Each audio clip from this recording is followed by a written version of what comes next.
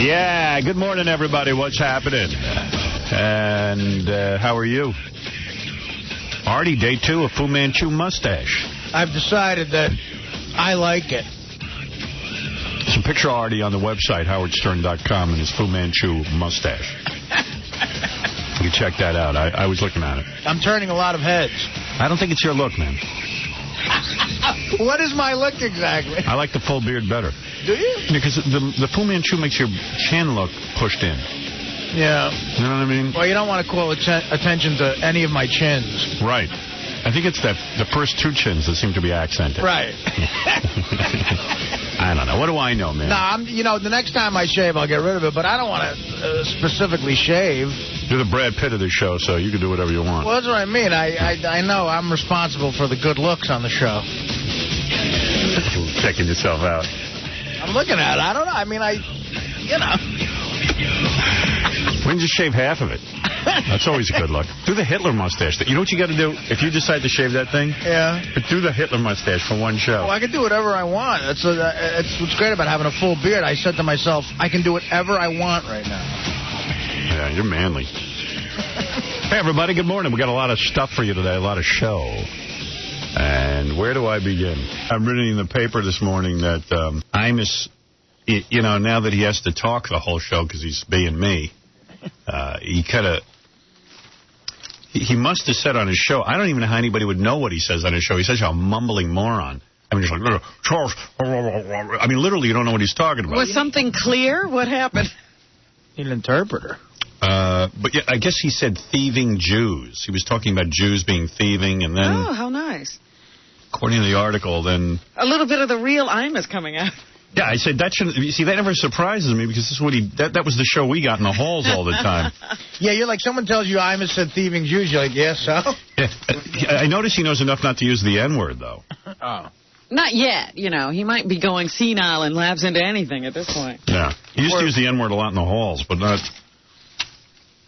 But so I guess he said thieving Jews. This is the show all the politicians can't wait to go on. So the Anti-Defamation League wrote him a note saying, we've got a sense of humor. We know a lot of times you use, ethnic humor to poke fun at people who are bigoted and, they get the distinction. They just said, you were kind of on there saying that Jews are thieving. And he just said, leave me alone. That was Jesus. his answer? He goes, leave me alone. Jesus God. Imus said yesterday on his radio show, go after people who are actually doing something wrong. Because he never does anything wrong. And then he goes, I apologize. He goes, he made matters worse by saying, I apologize. I realize it's redundant, thieving Jews. Oh, that was fixing it. In other words, if you just say Jews... And you know they're thieving. You know they're thieves. That helps. He's a real spinner. But the Jewish advertising community, which is great here in New York, continues to support that moron. But, he's got a blessed life. I always said it.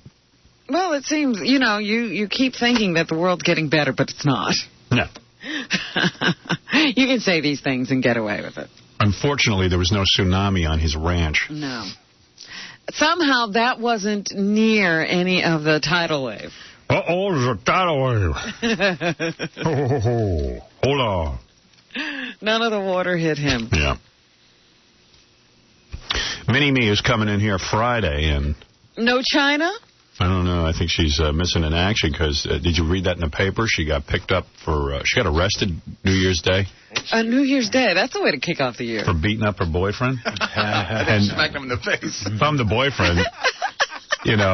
boyfriend, I'm embarrassed. Of course A woman beat me up, and he's a wrestler. Unless it's that man. Well, I'm barely a woman. Unless it's this broad.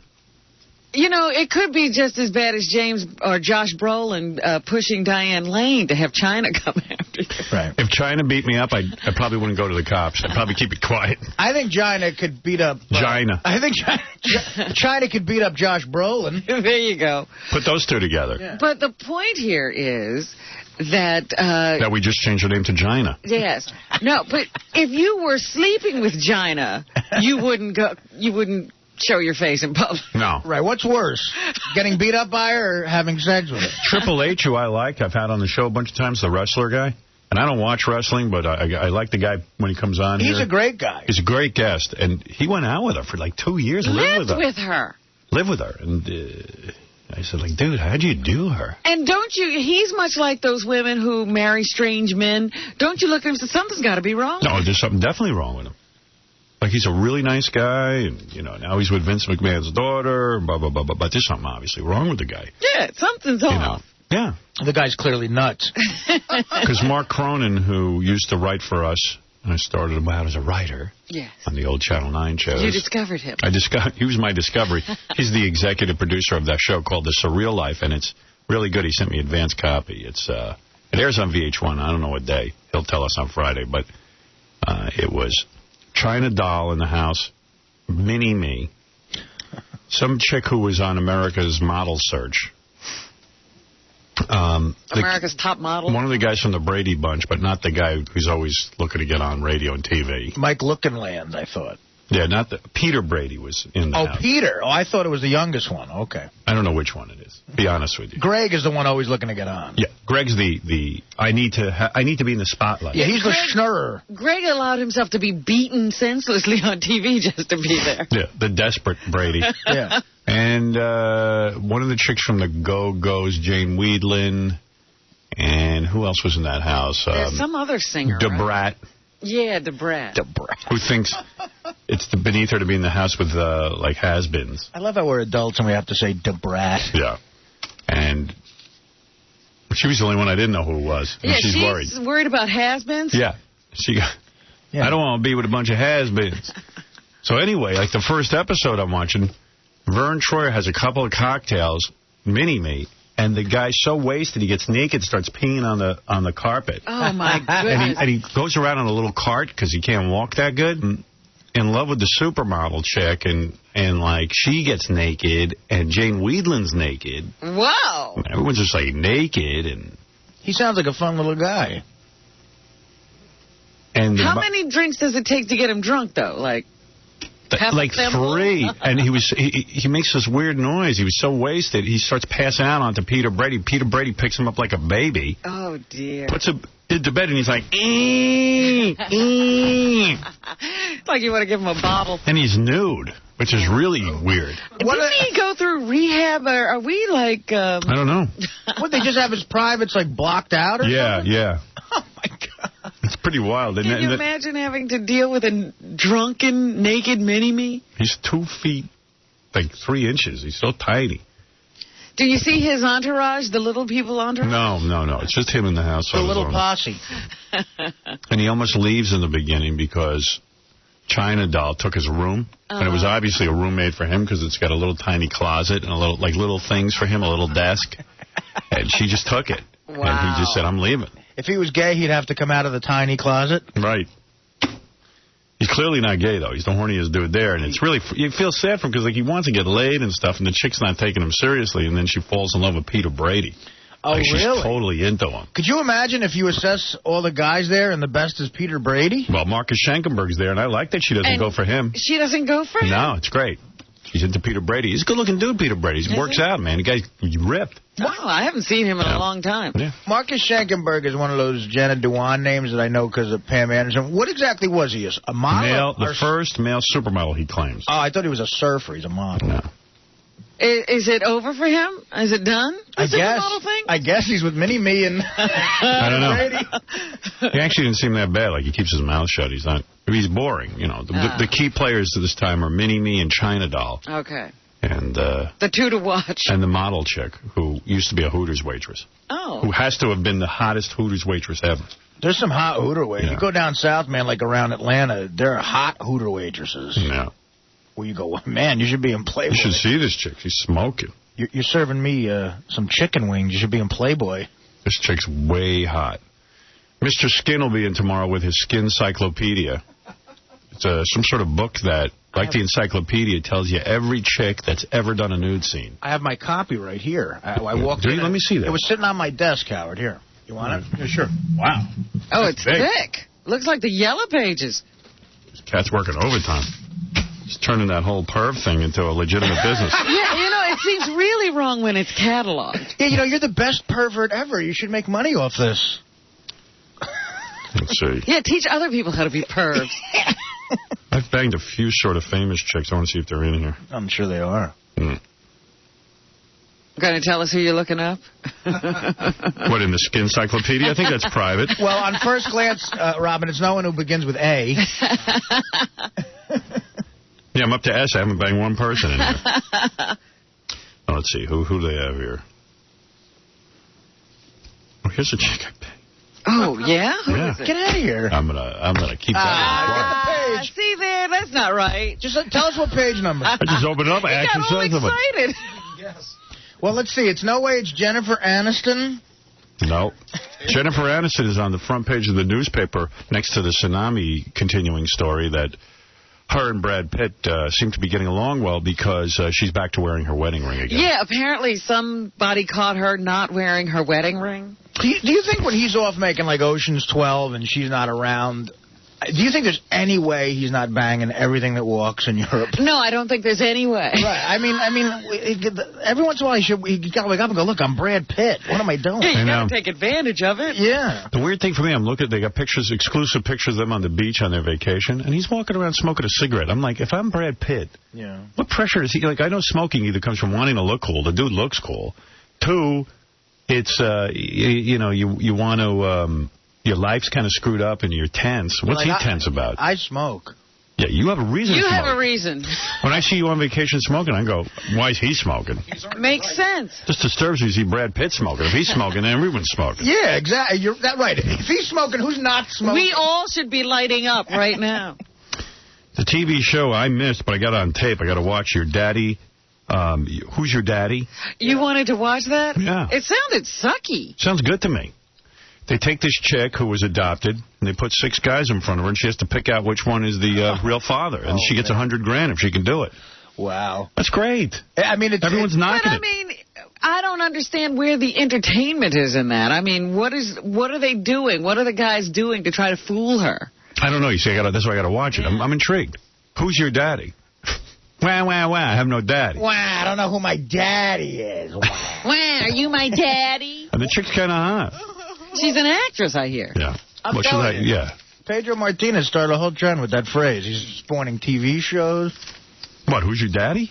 He didn't start that. He didn't. Well, I'm start. saying, like, he made it incredibly popular in the last few months. To you. That's been around a long time. Who's your daddy?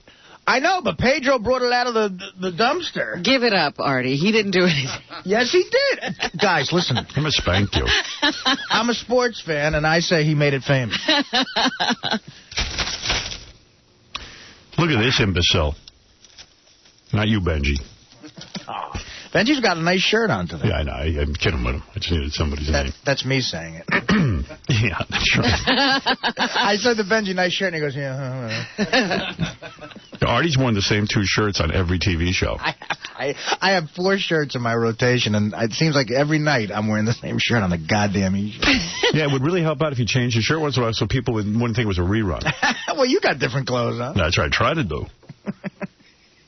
Sorry, I'm Making an trying effort. to work on my look. Why don't you add a 5th shirt, Artie? Yeah, she's the best thing on that Surreal Life that's coming up this season. She's awesome. She's insane. I wonder if that's the guy she's singing that holiday song to. Oh, yeah. She's beating up now. Oh, absolutely. Here we are. I had a hammer.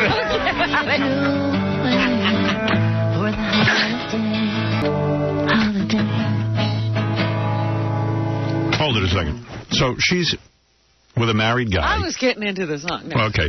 She was with a married guy. Yes. And she can't be with him because he's married and also because she's going to be on TV. What TV is she on?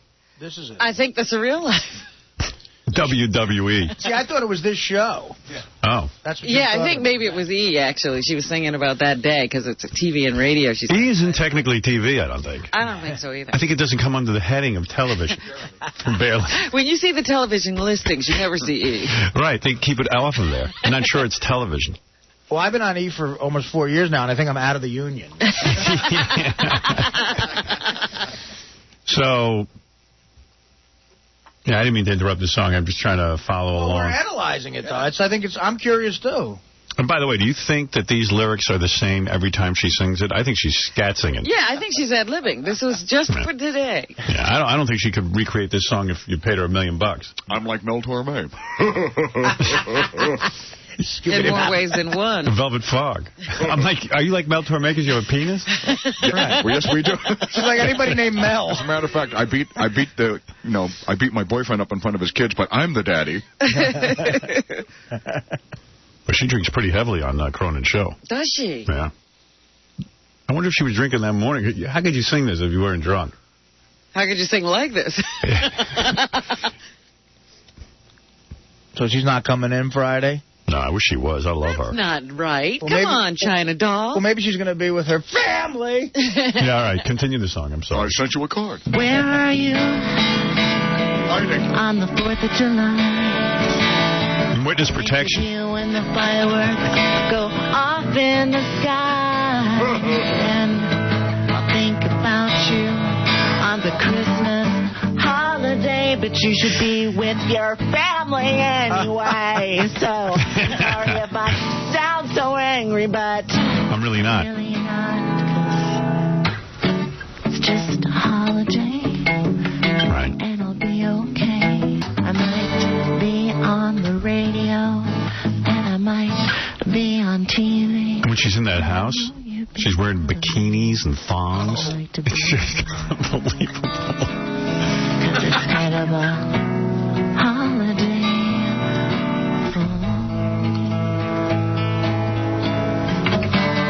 Where are you? I need you. Well, notice that the fight happened on a holiday. I'm with the police. I'm filing one of those restraining orders. Yeah, but the holiday thing is really something to her. She beat him up on New Year's Day. Yeah. Well, not New Year's Eve. Well, New Year's yeah, Day. because he wasn't there. He's probably with his family anyway. You got to say the 4th of July, there's Easter, there's Arbor Day. Do you consider Arbor Day one of those holidays? Well, that's a minor one. Yeah. I just kick him in the nuts. It's really funny, like what it's like to try to get in touch with China. So China has no manager, no lawyer, nothing. She's got a cell phone. Right. We have the same cell phone that Mark. Hello. Hello. So we have the same cell phone that say like Mark Cronin has to try to get a hold of her. I was trying to get her to call in to accept an FME. You call it every day, 5 or 6 days, it's full. Won't take new messages. Right. And then if you just keep trying, finally it accepts your message, but she doesn't call you back. Then you call for another 5 or 6 days and it's full. So I don't know what she's up to. Well, There's only one way to get her, and she's never available. well, we got to keep trying. That's all. It's the only thing we can do. Yeah, I'm glad to see that her machine is filling up, though. At least people are calling. Right. Maybe she's doing it herself. But you're saying, like, it's unusual that she doesn't have a manager or anybody. That sounds all right to me. Yeah. Hey, Artie, I was thinking, you know that story that someone told us New Year's Eve? Yes. Don't you think that'd be good to talk about on the air in the sense that we should... You know what?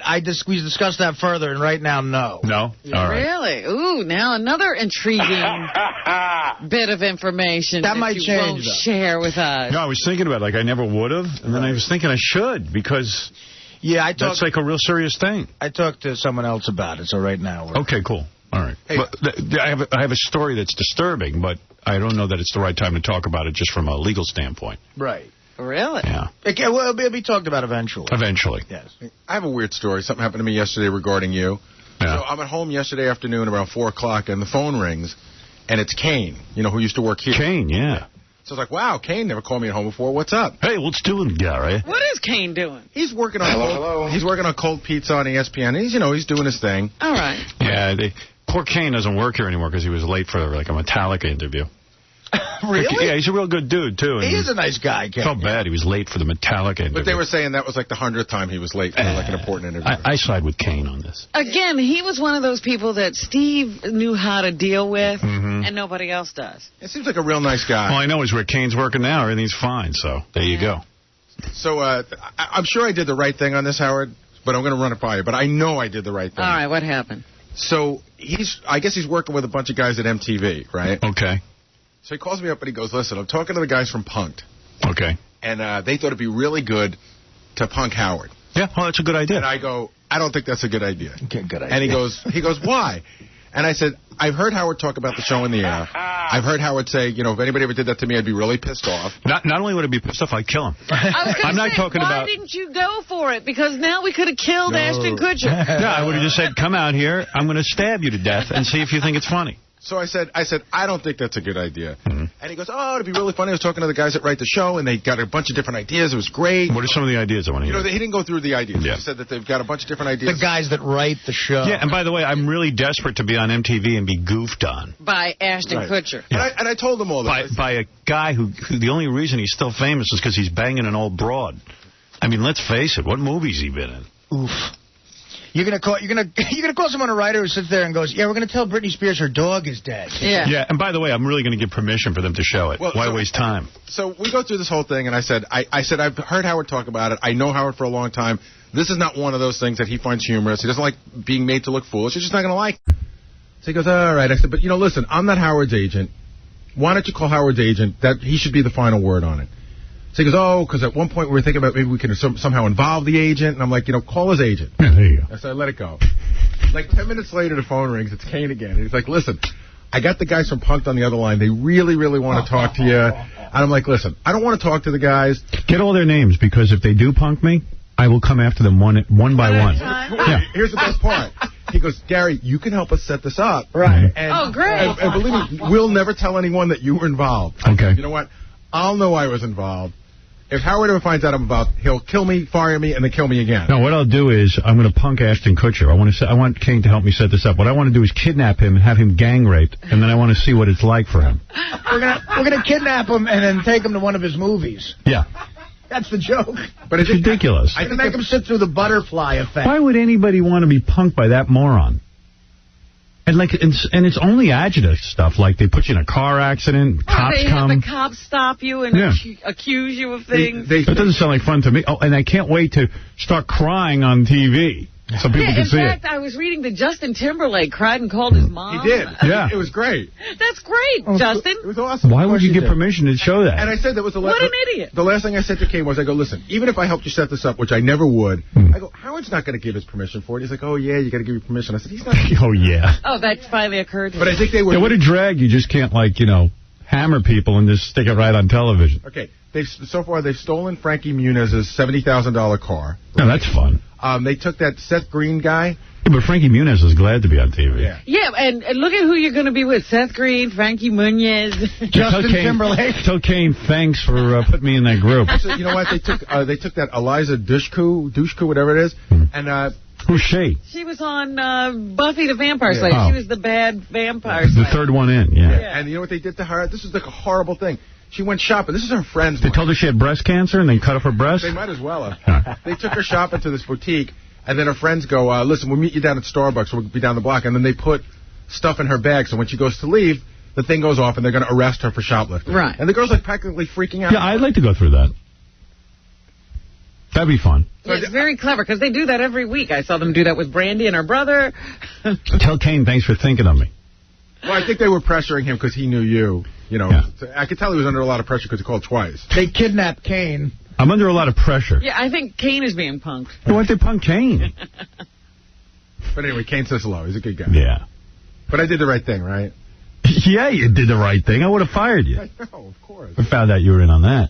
Would have been the end of you. But I like the part where they go, listen, you set it up and we'll protect you. I'm laughing at the thought of your agent and on one of the meetings with them.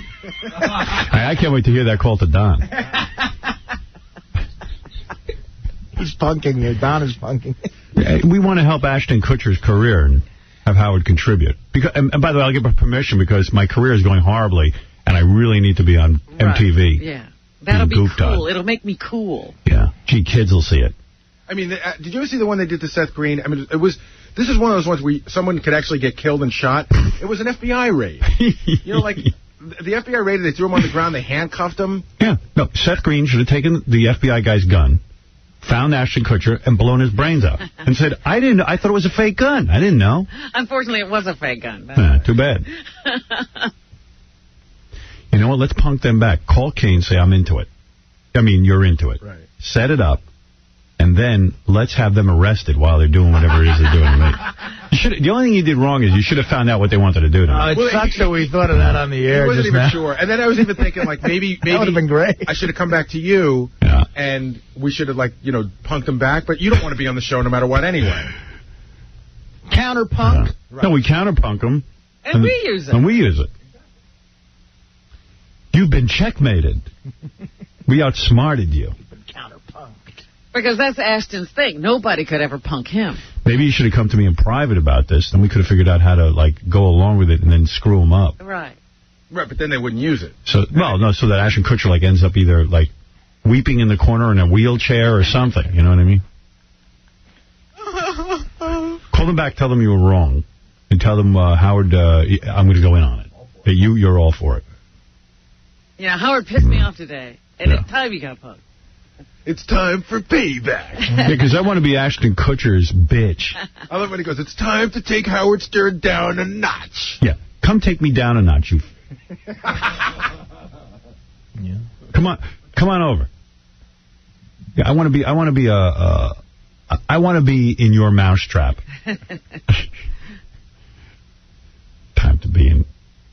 Time to take him down a notch. She loves that line. Yeah. I've never seen the show. I don't know these references. He's retarded. I can't look at him for more than 3 seconds. I admit I've tried to watch it. I can't look at the guy. Here's how I'll punk you. I'm going to rip your balls out and use them like earrings. I'm going to wear them on my TV show.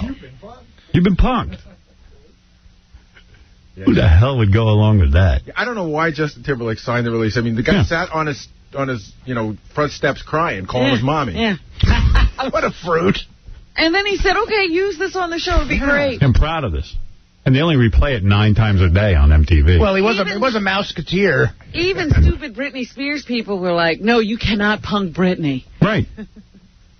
Well, of course. Well, what is she getting out of it? But she's going to be on MTV more? Well, she did the show, but she was punking someone else. Oh, I'll punk someone else. I'll punk Ashton Kutcher. How about he catches me in bed banging Demi Moore? There you go. You know. Ashton, you're punked. I was just kidding. I mean, yeah, there was full blown-out intercourse going on, but, gee, it was only a goof. For the show. Yeah, stop whining, you little bitch. Dickhead. Hey, I got to take a break. Hey, we'll be back right after these words. I actually heard a story of a kid who came and helped us with a sketch once. It was promised $250, and I know the kid's uncle. The kid never got it. Oh, yeah, I mean, it's true. And it's embarrassing to me. Hey, Tom. I just want to know who the kid is who we promised the $250 and didn't get paid. Listen, I certainly want to make sure he gets paid. I did a little expose. First I've heard of this. Remember the kid who came in to help Sal during his week, who put the toothbrush in Gary's mouth, like pinned the toothbrush on the monkey? Yeah, kind of. That kid never got paid. Because did somebody do... I'll find out where the paperwork was done. I want to get the kid paid. I'm going to get this kid paid. And that's, by the way, and that continues to be the ugliest mustache I've ever seen. JD was telling me on Celebrity Justice they had a report that the Leno ruling was that Jay has a late-night show and a more mature audience. Oh, yeah. A more mature audience? Then what, me? You ever check the stats on my audience? Jay Leno would cream in his pants I guess you get smarter later in the day. For an audience like mine. You know why that's so retarded? People are up going to work listening to us. Right, but you get smarter later in the day. Somehow you're not too smart at this time. You're more mature. Well, the great thing is they'll put a delay on a New Year's show, and New Year's will happen at 1:05 a.m. Right. That's right. Well, live is dead. You can't be live anymore because something bad might happen. It corrupts the nation. Right. If you air my show at 11:30 at night, people would be mature by then. Yes, and then they'd be able to handle it. What the government's saying is you start out the day very immature. Yeah, you're like a newborn baby when you wake up. And then by the end of the day, you've learned so much, you're mature. That's ridiculous. By the end of the night, I'm always very immature. That's how I work.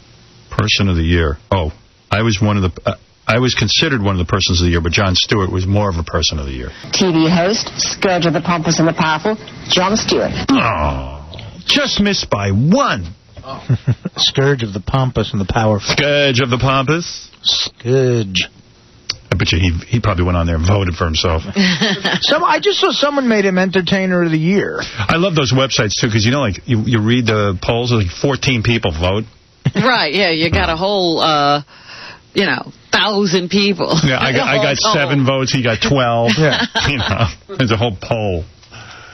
Because everyone knows where media.com is. I mean, I'm sure everyone's on that. Go on there all the time. And now for media.com, here's blah, blah, blah, with her poll. I have to go with the reporter from the Chattanooga Times. But Jon Stewart gets the best press. Yeah, they were even saying that his book outsold President Clinton's over the holidays. Yeah. Yeah, well, Entertainment Weekly made him Entertainer of the Year. Really? Yeah. I'm afraid to say this, but that book, I can't get through it. He gave me a copy. I can't even read the first page. I don't know. I don't know, man. What's it about? And he didn't even write the whole thing. No. But he gets all the credit. Yeah. See what else is on Lost. I love that show. Yeah, Lost is now being teamed up with the other J.J. Abrams show, Alias. That's a big Wednesday night. Yeah. Lost and Alias. It's the new morning show. You know what? Lost is one of those series you need to have on demand. Yeah. So you can get the previous episodes, so you can keep up with what's going on. Yeah, I watch it every week, so. Yeah, but I've missed a couple, and I'm afraid I'm going to be lost at some point. You will be lost. I'll be lost. You'll be lost. We got to take a break, but I got to get to the news because we got a whole new thing going on here. What's that? We're trying to get off the air on time. We're never going to do it. Let's get off the air on time Wednesday. Right. So I can go build a car. I got to sleep on a chain. Yeah, Baba Booey was out of here at 2 o'clock yesterday. I said, I wonder what's going on. Now I know. He's building his car. Was building the car? Gotta get home and build a car, boy. Where's those axles? Nah, I think it's great. You're a good father, I'll tell you that. He's a great father. Yes. I gotta go get some painkillers. Hey, I wish you were back. I wish you were my father, man. I would just have you doing all kinds of junk. He'd run you ragged. Yeah. Oh, I'd just run you ragged, dude. I say no to some stuff. Nah, don't. Dude, I said no to the Battleship 4 years in a row. Why? That's terrible. Why should you do that? Well, because I got 2 kids working me. That's why. Every year they ask. Oh, God. I would call Hollywood Squares and beg them to book me that day. Well, let the missus go. The mothers don't go on this trip. Yeah, great. Who decided that? All the guys on the boat. Yeah, good. All right. We're going to take a break. We'll be back right after this. I must have been insane. I agreed to, at 10 o'clock in the morning, to interview, or this guy's calling in from French radio. Oh, really? But I'm thinking of blowing it off. He's putting us on his show live. In France? In France, because he's the Howard Stern of France. Arthur. And the guy claims he's the #1 radio talk show guy in France, and he claims he's Howard Stern. But is he going to be interpreting what you say for his audience? I don't know. It's just dumb. I don't even know I agree to it, because it's 10 o'clock, and who cares? It's times like these I'm glad I learned French. He claims he's also a television producer. He produces 70% of the television that's on in France, he claims. How's that possible? Well, it can't be very good. But 70% of the content of French television is... Of all of French television. You know he's lying. Yeah. He's the J.J. Abrams? There's no way that's true. He's married to a French supermodel named Estelle. Boy, she's hot. I got a picture of her. God, she's... Well, maybe he is producing 70% of the television. She sounds hot. She's awesome. She's naked holding a towel over herself, like... Just show her boobs and her private parts don't show. The rest of her showing. Hot. So I would say to Gary, blow him off or just pass him off to Ron. Just keep passing the phone back there to the interns and let them keep talking to him. Right. Pretend they're Howard Stern. I like that idea. Yeah. I'm just like, oh, wait, let me put you through to him. Another thing we haven't talked about is Heidi Klum and Seal. Yeah, Heidi Klum, the supermodel. That freaks a lot of guys out, but they won't talk about it. It's startling. It's startling. Really funny to me. I was reading. It's startling, Artie? I'm kidding. I've heard people say that. You haven't. No. Because she's so white and he's so black. Startling. I mean, he's very, very dark. Well, she says he's the greatest man that she could ever have. Yeah, let's fast forward 5 years from now when she beats him up. They have to call the police. I was roommates with a very dark-skinned black guy. Yes. For a while. Me too. And he dated a 20-year-old blonde sort of Southern belle. Uh-huh. And when they kissed, It was startling. Everything was fine until then? Yeah, no, it was startling. Well, why do you think the world is so consumed? Like, every night on Entertainment Tonight, they got pictures of Seal with Heidi Klum. And the baby. Did you see the one of him carrying the baby? The white baby. Which is a very white baby. Yeah, well, it's not his baby. It's not his, right. But on their Christmas card or something, he wrote, Merry Christmas from me and our daughter. Like he's like accepted the kid as his own, and they're going to get married. They're engaged. I figured that guy who's writing all the hate letters to interracial couples, yeah, I got to figure he's writing to them, too. They must be on the list. They're probably number one. Right. And he had a novel way of popping the question to her. He used I think a helicopter to whisk her to the top of a 14,000-foot glacier to pop the question. Wow. So... That's pretty awesome. That's working overtime for Heidi Klum. Yeah. There you go. She's not that hot. She's a supermodel. Yeah. Shouldn't do it for me, man. That German accent's a turnoff. She's 31 now. I tend to get the shakes when I hear that accent. Well, she's trying to get rid of it. When you hear her doing these TV shows now, she's trying to hide it as much as she possibly can. Is that what these guys have to do to get a white chick? They have to fly her to the top of an ice Yeah. You got to have money and fly them all over the world. Get me a glacier. Where's that glacier? I don't know, man, but they look like they're nice people. I mean, I wish them luck, I guess. Yeah, they just happen to fall in love. They're just people. Hey, man, people are just people. Why is it so shocking to every goddamn body? Why is it startling? Why is everyone got to be so damn startled by a very black seal and a very white? It's ridiculous. I mean, really, why can't people just let people live? Everyone's got to be so friggin' startled. Get over it. Can you get over it already? Yeah. They're just trying to live their lives. This happens. Stephen Baldwin will be holding a Bible session at the White House. Oh. I told you he's working this into something. I'd love tickets for that. He, of course, campaigned for George Bush during the last election. I knew he was whacked out of his skull when he went into our green room and he wouldn't be alone with Tabitha Stevens because she was nude. Right. Give me a break. Yeah. That's good. They don't know if the president or other top officials will drop by to say hi while Stevens doing this. But he's parlayed it into something. Yep. Yeah, he's trying to get a TV show, like a TV ministry type. Now getting to meet the president. Meet with the president. Yeah. Pray at the White House. Good for him. How much is a gallon of milk these days? $1.39? You would be off. How much? $1.59? You would be way off. $2? $3.66. It's in the threes, It's crazy. I wouldn't buy milk anyway. Milk is for babies. Well, a lot of people still drink it. I love it with Rice Krispies. I drink soy milk. I don't drink any kind of milk. I drink soy milk, I said. Yeah? Yeah. Soy Why milk? do you need a milk substitute? Give it up. When I have my shredded wheat. I love it. Well, the real thing, the cow's milk, is going for $3.66 a gallon. Give it up. I love chocolate milk. You ever have chocolate soy milk? No, is it good? Yeah. There's no way it's good. It's good. Really? Yeah. It's not the real thing, Artie. I'm dead. I love that diner chocolate milk. You know what? The milk comes out of that big silver thing. And they Syrup. put Jay's chocolate syrup in there. And the mix. Oh, it's so good. I don't think the soy chocolate milk tastes like Yeah, they don't have soy. I'm telling you, soy's good. I'm not kidding. I don't think Vinny at the Holland Tunnel Diner has soy milk. You haven't had real chocolate milk in so long, you wouldn't know that it doesn't taste the same. All right. You put me down. I'm not putting I'm a you critic. down. I'm simply saying that, the real butter fat and all that, that's what Artie's going for. Oh, that's great stuff. With a Taylor ham, egg, and cheese. Real sugar. Prosciutto and eggs. Artie would eat your foot. It's the difference what it is. By the way, I hope nobody considers this an infomercial, but I was looking at Television Week. Yeah. And you open it up, it says, finally, a talk show host with real experience. And then, what do you see?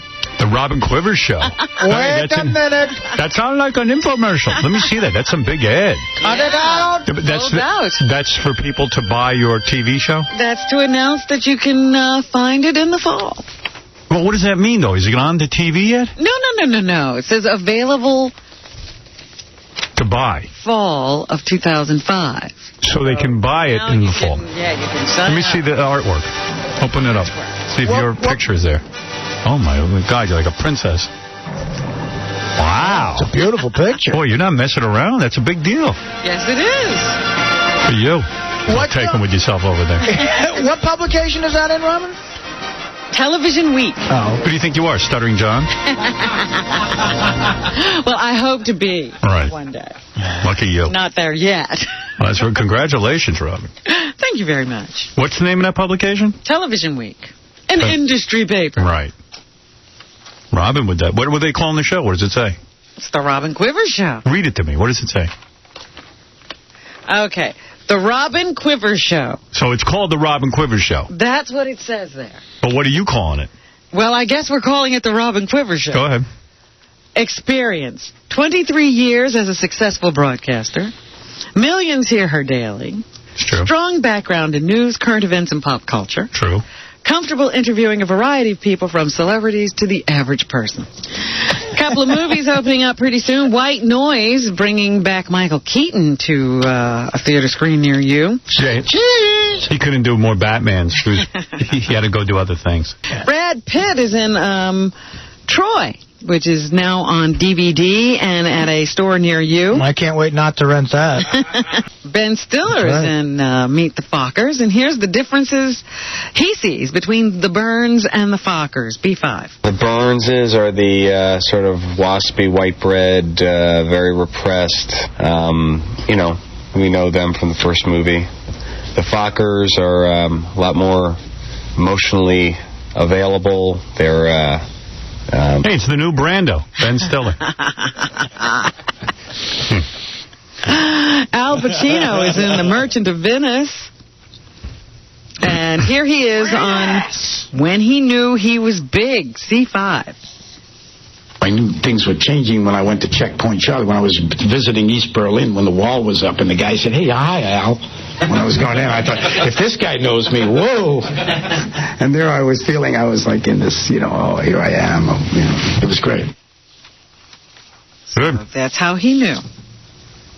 I would think he knew when he started banging models. The guy at the wall might have been his father. That's when you know you got something going on. Yeah, that is it. Yeah. Yeah, he's not being truthful. Who cares about a guy in Berlin knowing your name? Yeah. And the 4th season of Alias gets underway tonight. Michael Vartan is one of the stars, and he tells us what we can expect or how this season will begin. B1. Well, last year we left off with me shooting my wife, which is always a great thing to do, especially when she's a bad... You know what? I don't need this. It's going to be interesting to watch that show because he and Jennifer Garner were girlfriend and boyfriend until she left him for Ben Affleck, and now they still have to play love interests on TV. That's why I'll be watching. All right. Wow, she left me for Ben Affleck. Hey, Artie, when did you know you were getting big? Was it when after you asked Dana out 57,000 times, she suddenly said yes? I think it's the first time I got a free sandwich at the deli. Right. All right, Robin. That's what's happening. Thank you. Tonight on E, part 2 of the interim beauty pageant. We'll see you tomorrow. All right, good morning, everybody. What's happening? Yeah. The thing that's really in the news besides the tsunami is Ashley Simpson singing. Yeah. You know what? I actually think I'm starting to feel sorry for this kid. When did you make that turn? I don't know. Just because, it's just constantly being berated by people. She doesn't know what to do now. Sing or lip sync? I'll continue to join in making fun of her. Well, she's stupid. She should lip sync. She's obviously not a real good singer. And that's brutal. And like J-Lo can't sing, but she's smart. She'll never appear and sing live. Right. And J-Lo... She knows better. And J-Lo's videos are edited brilliantly. You can't see her big ass that much, Right. And she's real smart. Yeah. She's like, you guys don't think I can sing? You want to hear me sing live? Who cares? Right. I don't care what you think. Yeah, if you. I'm not going to embarrass myself. It was funny because her husband sings, and she came to his concert, I heard a couple of weeks ago or something, in some place, and all she did was walk on stage and wave, and then she left because her husband really sings. She's not going to sing. She's a superstar. She's not going to embarrass herself by singing. But now you think Ashley Simpson was embarrassed into actually singing since the lip syncing. Yeah, what happened is she went on Saturday Night Live. screwed that up. So now she's got a real... Like, left in a huff, which was not cool. Yeah. Then, you know, everyone was probably coming up to her. Can you sing? And she goes, of course I can. Then she goes in the Orange Bowl, which is hard enough to sing at. You know, big venue. That's the worst. They're putting her in the wrong places for someone who can't sing. She needs to go on American Idol because they prepare you. Like Kelly Clarkson now, she could sing anywhere. She could sing in your bathroom because she had to do those weeks and weeks of singing. Test by fire. But don't you think if you're the people... Is Kelly Clarkson. Oh, hi, Kelly. Yes. If you're the people who handle Ashley Simpson, even after the lip-syncing debacle on SNL, you go, look, the bottom line is you can't sing, so it's not a good idea to sing at all. Well, she's managed by her dad. Yeah. Who now thinks, you know, they fell into some luck with Jessica Simpson on MTV. She'd have no career, too, but that MTV show helped her out. And she's smoking hot. Well, it's because of what she looks like. Yeah, she's smoking hot. And when she sings, she's horrible, too. Right. But, so... This guy, you know, go out there and prove him wrong. Honey. Right, it's so dumb. It's like, look, you can't sing, so we're just going to stay away from that under any circumstance. Well, yeah, she's not under the best management. But I saw Dukes of Hazzard, like, behind the scenes or something. Yes. Oh, my God, she was in that Daisy Duke thing, Jessica. They should never release that movie. They should just keep releasing behind-the-scenes pictures. Well, I'm going to tell you, just because of what I got to figure, that is going to be the biggest bomb. You think? Oh, please. Oh, yeah. And all that'll be worth seeing is the still pictures of her. Right. I had a shot at playing Cooter. Hey, you never went for the audition. I never went. I think you would have been a great Cooter. Yeah. You could have turned that movie around. Right. I would have put the Lang golden touch on. You could have worn your new mustache. Well, this mustache would have been perfect for the audition. That would have worked. But Jessica Simpson in that Daisy Duke thing, woof. Man, is she hot. I could have been Bo Duke. Evidently. Really? Yeah, that's what I'm hearing now. That's the rumor. You could have changed the flat on the General Lee in a minute. Hey, Cooter. Bo. What's up? You could have gotten into that car by just sliding through the window. Yeah, I would have fallen. It's me, Cooter. Yeah, I would have slid through. My big nose would have been... See, I would have been a great Bo Duke. See, they don't think outside the box in Hollywood. Bong Hit Bill, you're on the air. Hey, how you doing, buddy? Hey, man. What's going on, bro? You tell me. Not much, bro. I'm just getting bed right now. What are you up to? He's just getting to bed. Yeah, I'm just want to call, wish you guys Happy New Year and everything. Smoking a bowl? Yeah, no, actually I'm putting in tape right now. I want to hit record. But yeah, man, I'm catching up on that. I'm getting ready for the Vikings game this weekend. You're getting ready right now? How do you get ready? Come on, Artie, don't Vikings. It's Thursday. He's getting ready. Dude, Randy Moss is playing incredible. Hello? Bong Hit's too busy with his tape. Bong Hit Eric checking in yesterday with a better rap. Yes. He's getting ready for the Vikings game on Thursday morning by smoking weed? Yeah. All right. Yeah, so. Sorry. Hey, you prepare your way. Right. Actually, that's what I used to do. Good morning, everybody. Let's see what's on the show today. Oh, this chick's going to be on the phone. I thought it's a pretty interesting story. She had, like, D cups for breasts, and then she removed them and got them, reduced down to an A cup. Oh, so she had fake breasts that made her a D. No, she had real breasts. She got a reduction like you did. Oh, okay. And she went down to, like, an A, and now her boyfriend's breaking up with her. Oh, my. And she's all upset about it. What doctor took her down to an A? I don't know. And Mr. Skin's going to stop by with that new book of his, Skin Cyclopedia. Pretty good. Leafing through the Skin Cyclopedia, it really is a cyclopedia. Yeah. Like, it's a serious thing. I see Cabby's on the phone. I thought he had checked himself into a mental hospital, but last night I started getting the phone calls again. I woke up this morning and heard them. Yesterday I talked to Tom. Yeah. And he said he was pretty sure that he was in. No. Tom got wrong information, so did I. Dear. He's not in the mental hospital. Oh, no. So he's just out there? That's the movie, again, you got to make. Like the Jimi Hendrix of his generation, a great guitar player, has to go on tour with Jessica Simpson because of a bad drug habit he has to support. Right. And his living hell. I was at Boston University. I was a student. Mm-hmm. I was on LSD. Right. Sounds great. I go to a strip club, sitting in the audience, first time ever. Yeah. Chesty Morgan's there. Triple Fs. Something like that. Triple Fs. Right. And she comes out on stage. She's doing a dance, and she's flinging them over her own shoulders. Oh, my goodness. And she's happy. And I go, I'm never taking LSD again. Because I didn't know what was going on. I was like, oh, my God. You weren't sure you were seeing what you were seeing. I couldn't believe it. And I am drug-free to this day. I'm telling you. How many times you think you did LSD? Me? Yeah. Who, me? Yeah.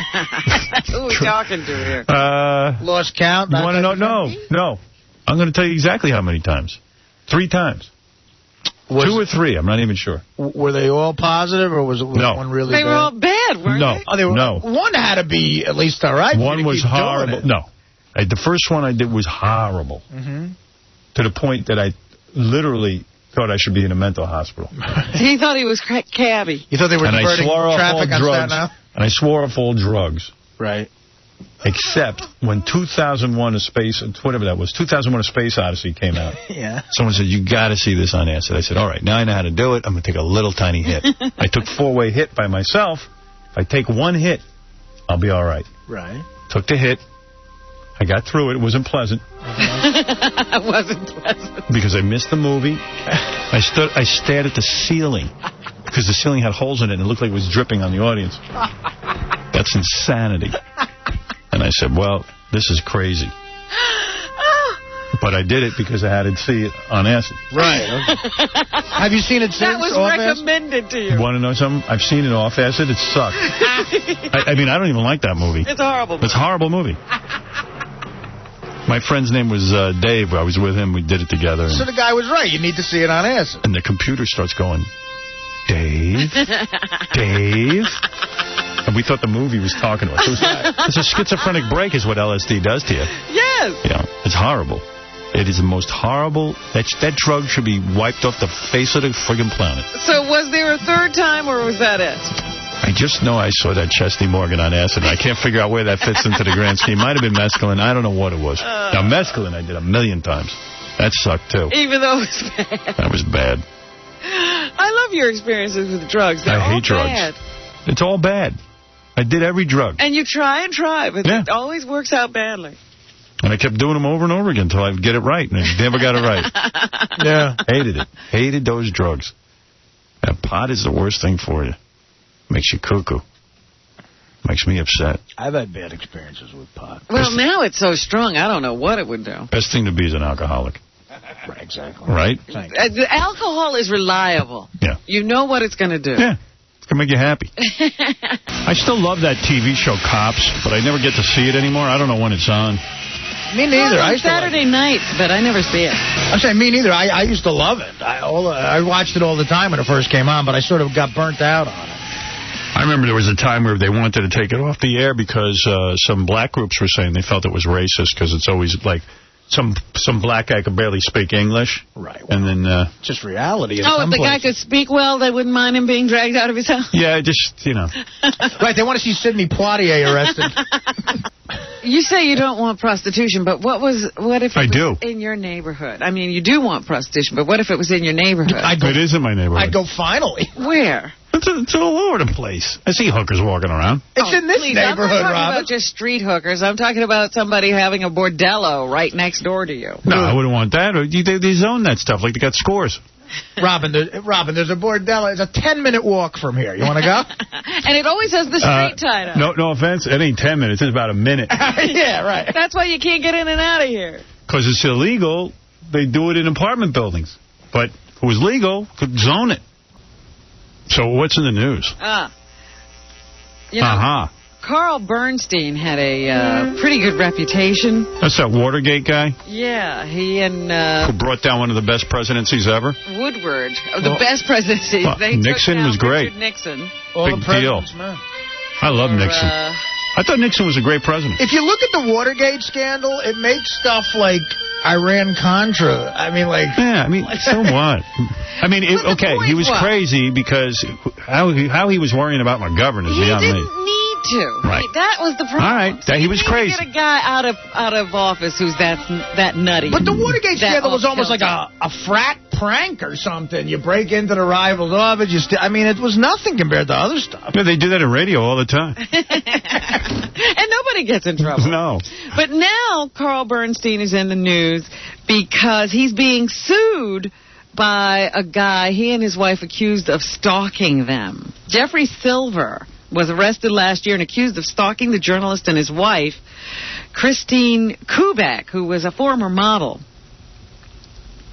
and Silver's ex-girlfriend. But Bernstein's got a former model? Yeah. Look at this guy. But the charges were dropped. Now Silver wants to bring down the man who helped bring down President Nixon with a $13 million lawsuit filed in Manhattan federal court. The suit says that he was never a stalker. He was Bernstein's wife's lover. It also claims that she should never sing live. Should not be a lover. This was a vicious scheme to destroy his reputation and career. If anyone's a stalker, it's Bernstein himself. The suit also claims Kubik dished dirt on her husband, including his alleged history with drugs, alcohol, sex addiction, and depression. Hey, we didn't goof on Fareed today. I forgot. And perhaps cutting even deeper, Silver says his relationship with Kubik continued after their 2003 marriage. So, yeah, he's claiming that he had sex with her even on her honeymoon. Or like right after they got married. Stop the infomercial. Kathy Lee Gifford making good on her claim. She has a musical on Broadway. It's about to open. I guess. Is she in it? I don't know if she's just being the author or I think she's, just taking the writing credit because it's a story about children. Of course. Is that making good on her claim or making good on her threat? Well, you look at it the way you want to. I can't wait to see what she's come up with. I'm sure the lyrics are brilliant. It's got to close in a week in order to make our life complete. Yeah. All right. We'll see you tomorrow. Have a good day. Hey now, everybody. What's happening? Good morning and welcome to the show. Hey now. There you go. There you go. Hello. You're awake now. Good morning. Oh, Vern Troyer, Mini-Me, is coming by today. I'm looking forward to that. Today's the day? Yeah. Yeah, I'm psyched for that. You big fan? Well, I just want to see. I want to see what he looks like. You want to look at him? Yeah. How big are your balls? I'm going to ask him, how big are your balls? How big are your balls? Now, will he be coming in on that little card? Because he's I don't know. Or does he usually walk for these appearances? Yeah, I don't know that much about the dude. He on the Surreal Life, he drives that cart a lot. Okay. And then when he gets loaded, he starts walking. And goes to the bathroom on the floor. No, he does it right off the cart. From the cart? Yeah. Oh, my. Naked. Unbelievable. It starts this Sunday. You can get to see this on your own. Yeah. I was so pissed yesterday. Let me just turn this off. I'm getting a headache. What's all that noise about? Dig deep down. Yeah, who even knows what we're saying? And I'm singing on it. Yeah, that song grew up. That's the kind of noise you should only make when you need rain or something. Boy won't let me. I'm sorry, I don't want to hear Chauncey talk about you whining. I'm not whining, and I don't want to hear the ultimate whiner and You're whining now. talk about whining. He did cry and whine on the air. Yes, he did. Yeah. Okay. So I don't want to be it criticized. takes a whiner to know a whiner, Tom. No, I heard the whiner. Chauncey was bawling. You exposed yourself, Chauncey, as the whiner. That's called passion for wanting to do a good job. You should be crying more often. And have a little passion about your job. And I have none. Instead of harassing Howard. Yeah, absolutely. And I give nothing to the job. That there's no sweat, blood, or tears. Nothing. That's right. In fact, you shouldn't even be on the air. You're right. It's you're right. It's inappropriate that you keep coming into the studio. You're right, Chauncey. Some would say it's inappropriate that you're on the air all the time. A lot of people do say that. Hey, by the way, did Beth enjoy her interview yesterday? Yeah, she said it was a good interview. Howard, I learned so much about you. Really? Howard, you read nothing. I read that memo. Yeah, but this number one thing sort of creeped me out a little bit. He wrote 25 things he learned about Beth. Go ahead. It is 40 minutes. I just want to remind everybody. All right, it's 40 just listen to this. Okay. Yes, The first thing Chauncey wrote is, Beth told me something off the record that is killing me inside. I'm going to explode keeping this to myself, but my lips are sealed. Off the record is off the record. End of story. Ugh. And in capital letters. I can't even sleep knowing what I know. Here's what he knew. This is what it was. What? It was in the paper yesterday. Dominic and Leslie are divorced. What? They're separated. Dominic Barbara, they're separated. And his wife are separated. And today in the paper... No wonder he's disappeared from everybody's... Right. I didn't know it was in the papers yesterday. Yeah, it was in Cindy Adams' column. I've known about it for a couple of days. I didn't even read Cindy Adams. And he's been charging... Now it's in page 6 that he was charging around with some new broad already. Got a big diamond on her finger. And what is his deal? I don't know. He's out of his mind. Well, you predicted this as soon as he's hot now. Yeah, he does. That's what he said. He says, I'm hot now. Right, but you predicted this as soon as he had that operation, remember? I said, your marriage is over. I told Leslie on the phone, right here on the air. I got a tape of it. I said, your marriage is over. This guy thinks he's going to be a stud now. He's skinny. I said, this is his third marriage. Third marriage. How long did this last one last? About a year. 2 years. 2 years, maybe 2. The most? At least 2. I said, you know what, this is crazy. And don't run around with a broad already. You're going to humiliate Leslie. Well, I don't know what he's doing. We'll have to interview him. Yeah, where is he? Call in, Dominic. Hey, well, you know, I lost 90 pounds. I'm a stud now. Yeah, that's why you haven't heard from Dominic. I thought it was kind of funny. I mean, quit marrying women. Yeah, calm yourself. Calm down. Figure out what you want to do first. Hey, can I ask Chauncey a question? Now he's moving into this. Someone said, Ronnie goes, he wants to be used so bad, it's ridiculous. So he's doing the whole bachelor pad and the city thing. Yeah. He works out on Long Island. He's what, 100 years old? Yeah. She's gone completely berserk. Jeez. Yeah. Poor Leslie. I felt bad for her, yeah. Nice woman. Beautiful woman. Hey, can I ask Chauncey the writer one quick question? Chauncey. Gary, do you have to do this? What is it called when two people enter into an agreement together? They make a what? A contract. No, it begins with a P. You know, two people say, we're going to do this, and we'll do this to the day we die. A promise. No. What? Gary, I don't know what you're talking about. What are you trying to say, Gary? It's a pact. Yeah. So Chauncey says here that you and Beth have a pact. Oh, Pat, I'm sorry. I wrote it late last night. I apologize for that. You don't know the difference. I'm glad you caught that, Gary. I apologize. They have a pack of what? A pack of mules. We have a Hey, you know what? I got to take a break. Okay. All right. Is there anything? By the way, the Beth interview comes out next Wednesday. Yeah, I didn't see anything too revealing in there.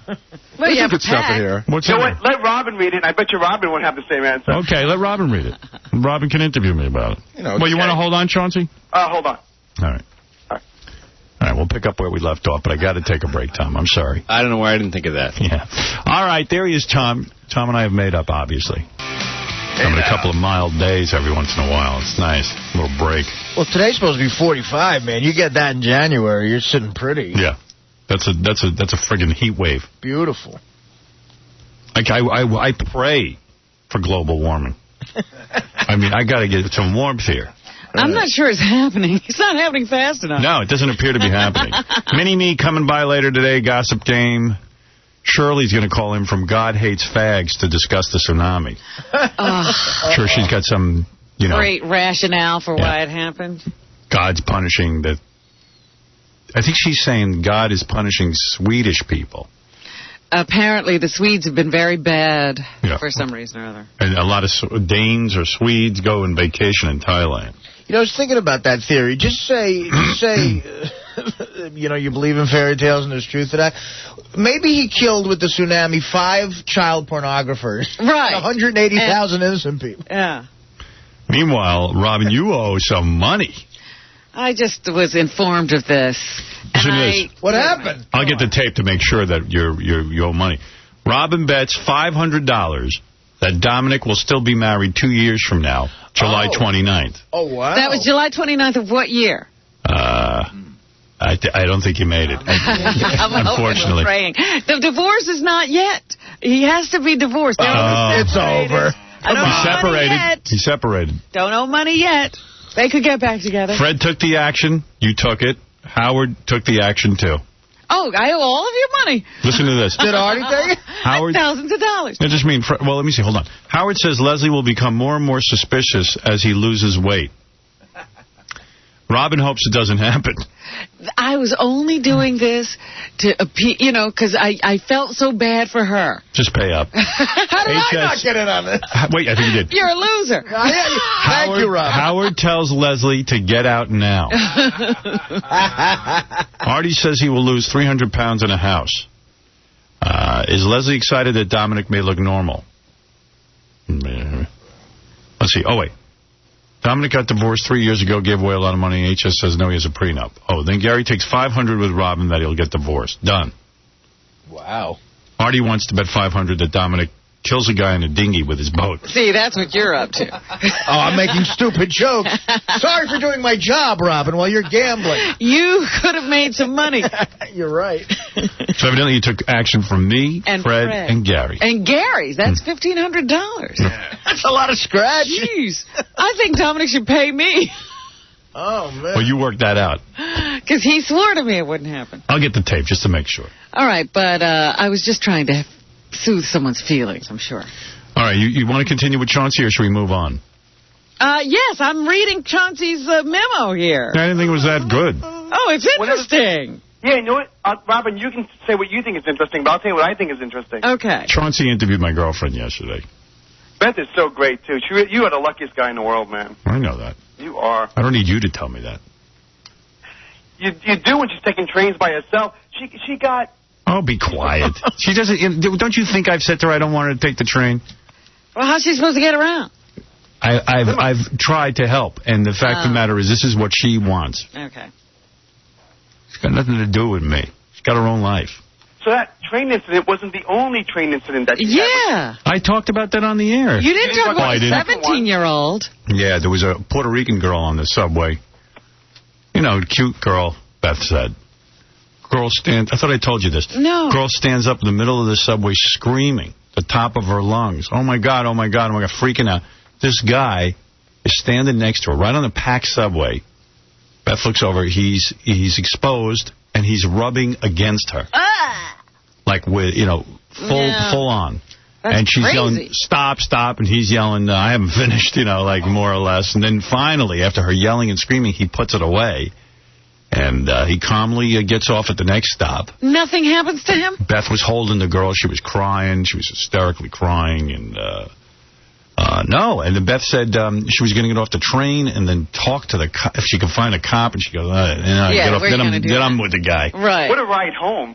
Yeah. She says she sees it all the time. And by the way, Chauncey, you always try to read stuff into it. I don't want her down there on the subway. She keeps blowing me off and going, it's quicker than taking a cab, and I'm going. Can I just say... You have to insist. I did.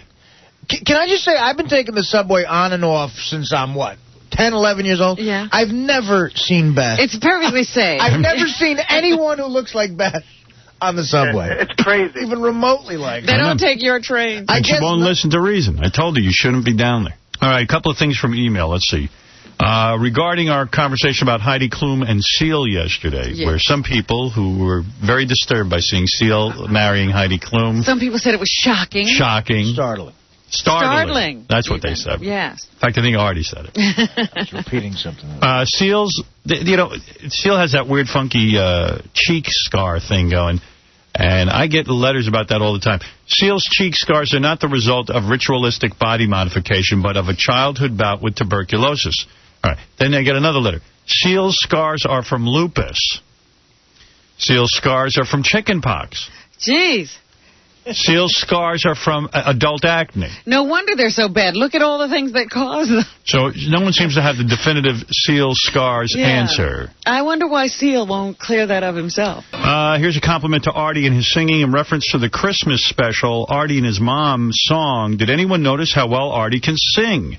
Artie's a good singer. It's a little rough around the edges, but he can carry the tune. That boy's good. His mom wasn't bad either. Keep on singing, Artie. Hey, do you guys have the Artie segment? I'd like to hear that again. I didn't really evaluate it. Thank you, sir, whoever that was. Yes, sir. Or ma'am. Or ma'am. Or ma'am. Probably a dude. It's not a chick. What did Daniel Carver do on the Christmas special? I don't even remember. He did the... Didn't he sing? Or Yeah. no, yeah, he and I sang a song. Right. How'd that go? I didn't think it went so well. Is that right? Well, I don't even remember that. I swear to God. Want to hear a little of the Christmas special? Sure, why not? Oh, I this heard was... people like that a lot. You know, Robin, we have a very special guest on our holiday Christmas phone calling all the way from the snowy mountains of Georgia. Robin, please welcome one of your favorite people to the Christmas special now, Daniel Carver of the Ku Klux Klan. I thought you said it was one of my favorite people. Hello, Daniel. Merry Christmas. Happy Kwanzaa, whatever you people call it. Hey, Robin, by the way, I got a Christmas joke for you. What do black kids get for Christmas? Your bike. That's a good one. Hey, Daniel, since it's Christmas time, maybe we could set aside our racial differences and show the world that a white man and a black woman can love each other. Okay, I can get along with a black woman.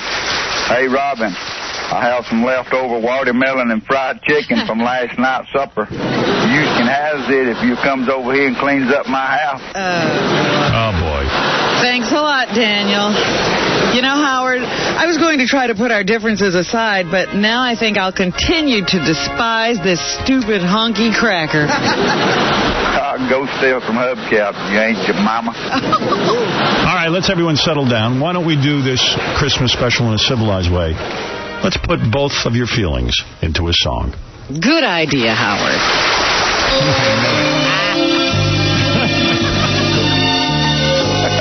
I'm dreaming of a white Christmas. No pigs or niggers or Jews, oh yeah. I hope a black-eyed manger daughter tonight, and a Mexican guy has an affair with your wife. Anybody listening to the music, or what happened there? They didn't play any music for me. I was just guessing what the tune. Holy cow, that was great. Hey, Daniel, good job. Yeah, I didn't hear nothing. You can blame it on me, though. All right, Daniel, Merry Christmas. Merry Christmas, everybody. Merry Christmas, There he is, Daniel Carver, the Ku Klux Klan on the Howard Stern Christmas special. Hey, Howard. Yeah. What do you say? Sal's a weird guy. My mother and my cousins thought the song came out great. We wanted to play it on Christmas Eve. Yes. So I say to Sal, can I get a CD to play for my family, like my grandmother and stuff? He goes, okay, fine. He sends me a CD. On the cover of the CD, he puts a picture of me superimposed on this enormous fat body, and I'm clearly pleasuring myself. Oh, no. Because the fat body's a naked fat body. Yeah. So I got this pleasure look on my face, and I'm clearly pleasuring myself. And I go, Sal, where exactly do you think I was going to play this? At Christmas Eve dinner, I'm pulling out the porno CDs. What did you do with Gary the Retard? I'm forgetting the whole Christmas special. I did the Santa Claus. Oh, right. Where you sat on your lap. Oh, yeah. Right. That was a good one, too. This was a good special we did this year. Yeah, everybody loved it. Yeah. All right, 4 stories. Go ahead, Mike. Here is the first story. Newly engaged Nicolette Sheridan wants it all and figures nothing succeeds like excess. The on-again, off-again Desperate Housewives vixen wants to be paid like regulars Terry Hatcher, Eva Longoria, and Marcia Cross, and she's not only campaigning for ABC moguls to pay her star-sized box and gift her with a thank you Porsche, a la the Friends cast. Nicolette's actually hired a staff that pens thousands of fan mail letters to network execs and the press, and how's this for chutzpah? She secretly tips autograph hounds to swarm her outside the studio so her bosses can eyeball her fan appeal, then has an assistant slip them secret tips, as in money. Boy, that's pathetic. Well, what good is a raise going to do her? She'll just be paying for what she's already spent. All right, number 2.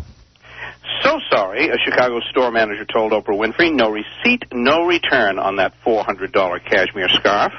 Oprah was steaming, but instead of demanding star treatment, she left the store, went back to her Harpo Productions building, and gave the scarf to a homeless woman camped outside. I mean, what's she doing returning things? She's got more money than God. Number 3. Contrast that class action with the Diva Man performance of Simon Cowell at a la-di-da Bev Hills jeweler. After spending 2 hours trying on big-ticket TikToks, the American Idol judge finally settled on a $20,000 white gold Patek Philippe, then stunned the jeweler by demanding the watch for free. I'm a big celeb, so you'll get lots of publicity for the watch, preemed Simple Simon. Huffed the jeweler, Monsieur Philippe does not need PR. So Simon offered half price. No dice, sniffed the jeweler. Then cattily offered to show no cash Cowell something in a smaller price range. Simon split in 2 ticks of the second hand.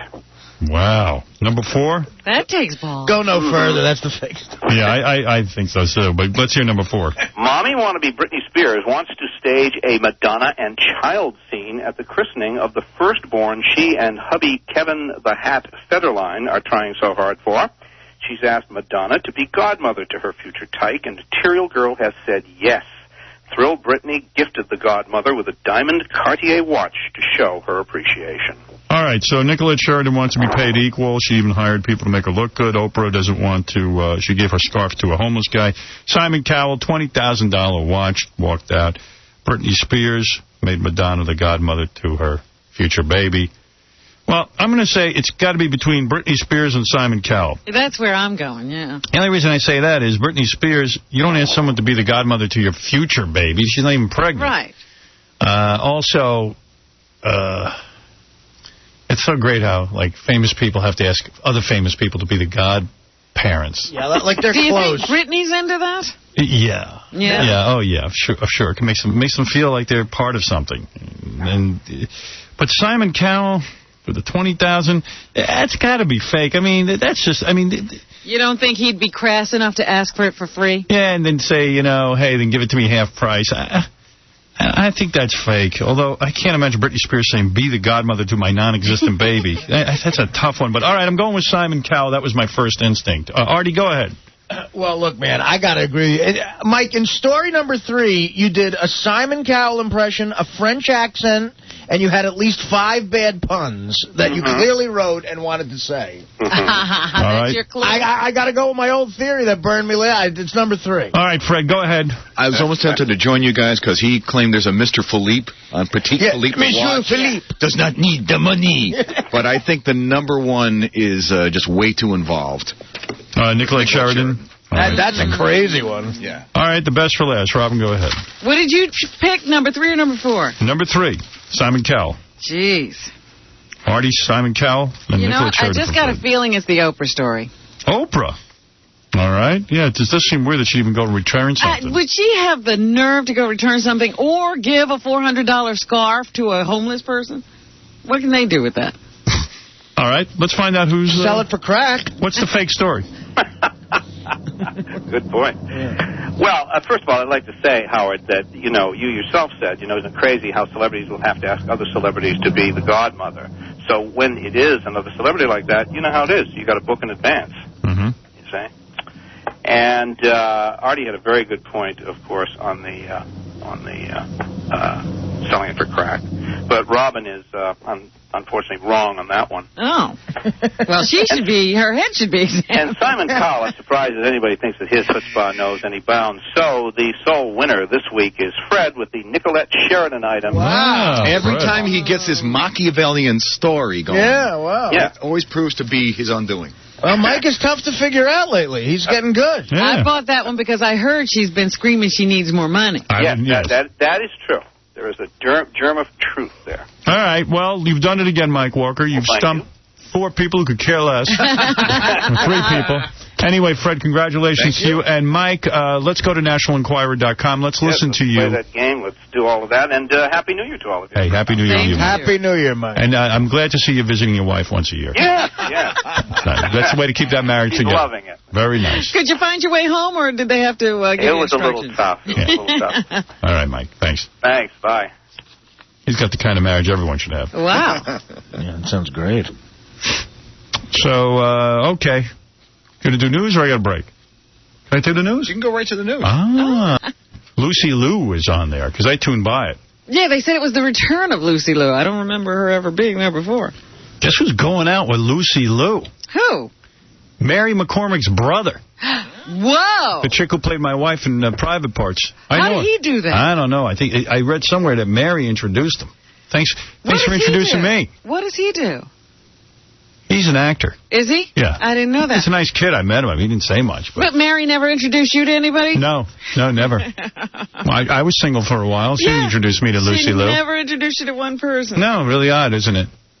Why is that, do you think? Why? Because she's in love with me. No, she's saving everybody for her brother. Oh, I thought maybe she was in love with me. I was hoping.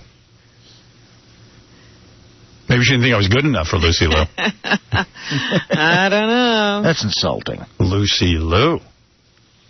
I might have to interview her brother now. Will. He played on a couple episodes in The Sopranos. He played Lorraine Bracco's son. Oh, okay. Oh, I know the kid. Yeah. He's trying to make it. I know that guy. And Lucy Liu is dating him, huh? Yeah. Nice.